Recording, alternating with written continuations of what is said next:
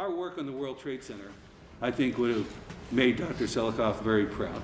You know, I think by the time that terrible disaster occurred, you know, our clinical center and the statewide network, you know, of occupational medicine clinics, you know, which really in part was the responsibility, you know, of NICOSH, New York Committee for Occupational Safety and Health, Tony Mazzocchi, and a bunch of unions and some health professionals who got together one day in a brown bag breakfast and said, you know, we got a lot of occupational disease in New York State. What are we going to do about it?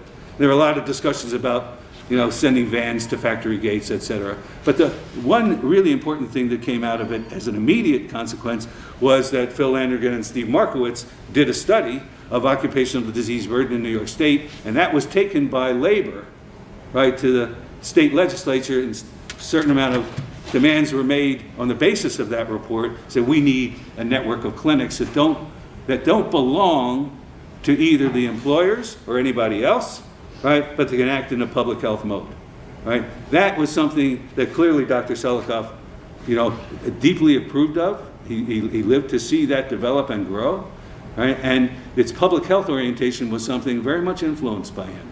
You know, he used to say to me, "Be careful, you're going to drown in clinical work," right? In other words, don't just see patients all the time. You know, that made sense to me too.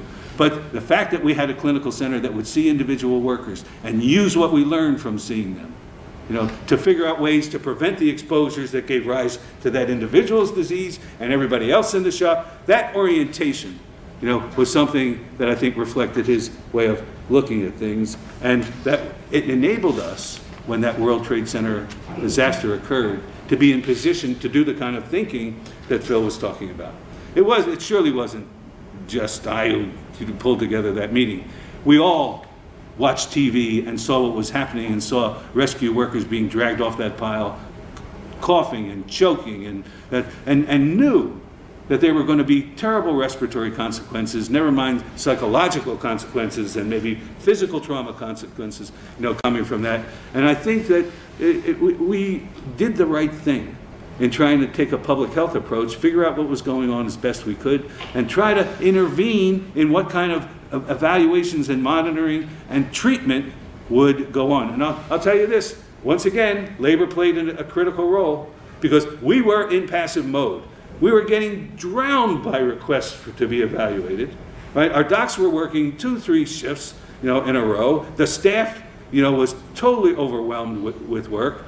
And it was, I'll tell you the truth, Ed Ott from the Central Labor Council who said to us, "What are you guys, crazy? You know, why don't you write a proposal so that you can proactively go out there, you know, and evaluate people who went down there, you know, and don't wait for them to walk in your door. You know, most of them don't even know you exist." Right? And it was labor that took the proposal that we wrote, and it was a we that wrote it, right? And in fact secured the kind of resources that made the World Trade Center programs possible. That meant being part of the public health infrastructure, and that's, I think, you know, a reflection of the way Selikoff looked at the world.